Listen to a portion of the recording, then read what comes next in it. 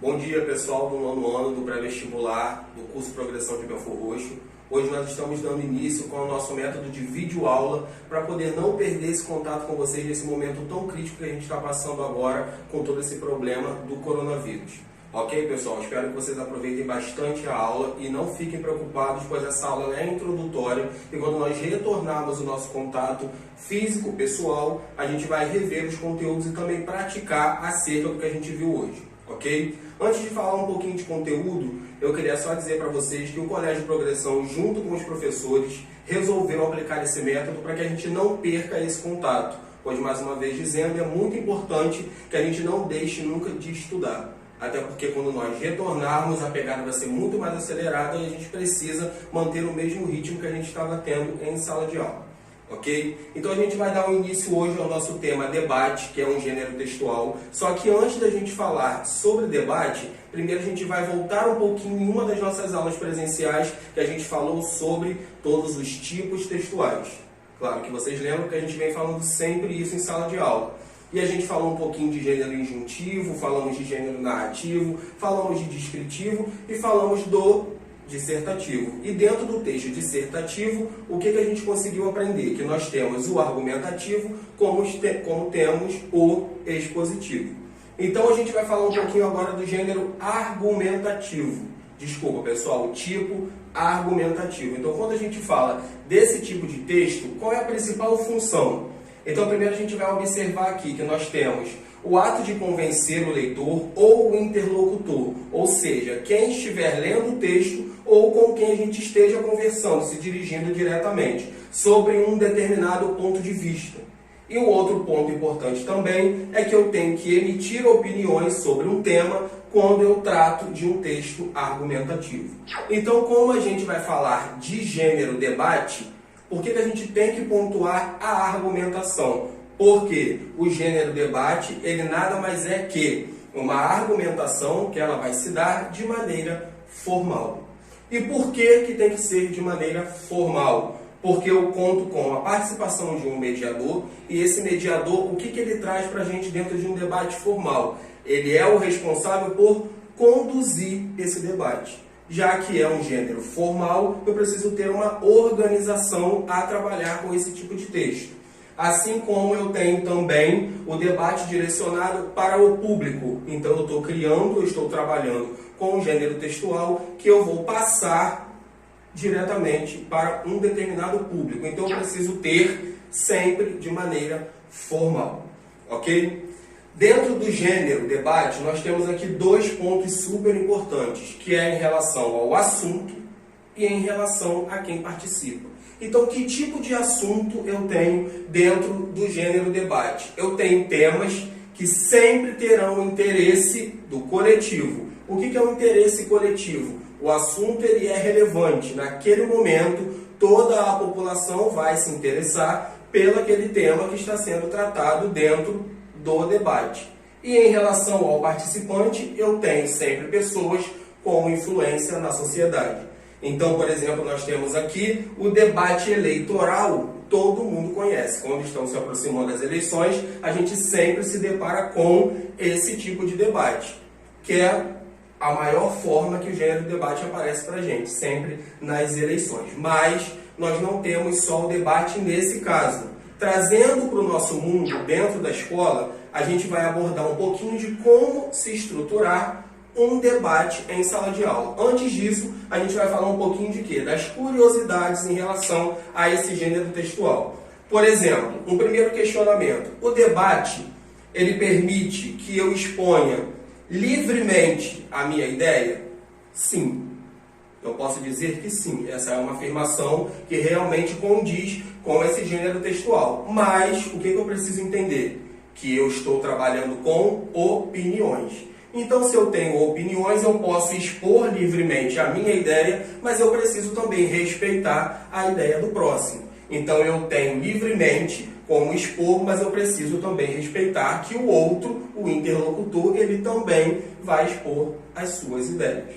O segundo questionamento: Qual é o melhor resultado do debate? Existe um resultado? Existe uma fórmula pronta para eu dizer que esse tipo de texto aqui, quando ele se torna na prática, realmente para ser apresentado, existe um resultado ideal? Não, não existe. Por quê? Qual é a pegada de um debate?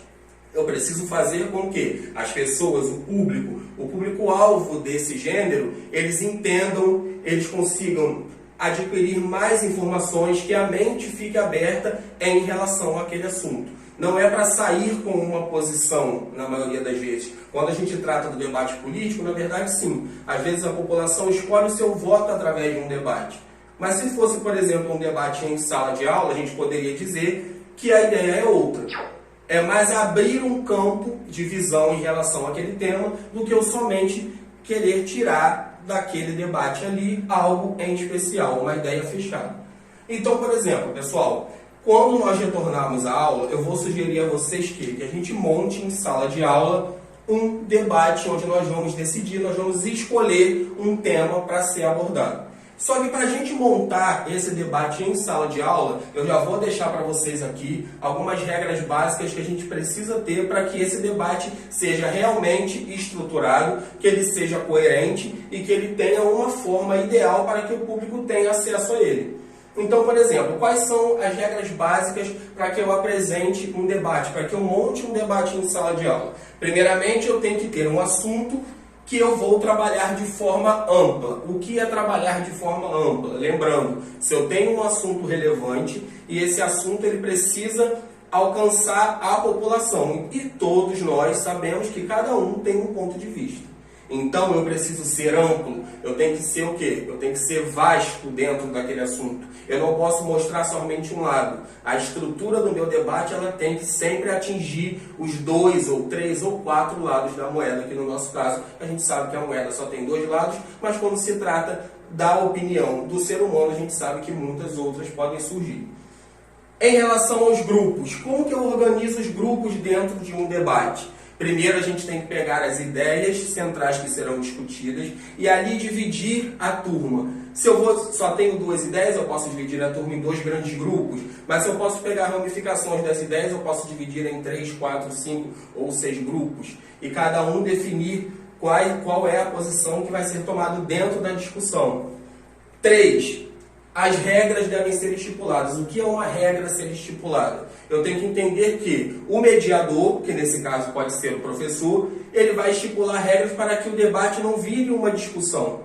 Porque quando eu trabalho com ideias dos seres humanos, eu sei que isso pode acontecer.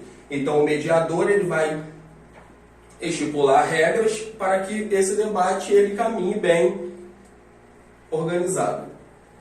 O 4º tópico, os grupos eles devem reunir exemplos e evidências. Isso aqui é muito importante.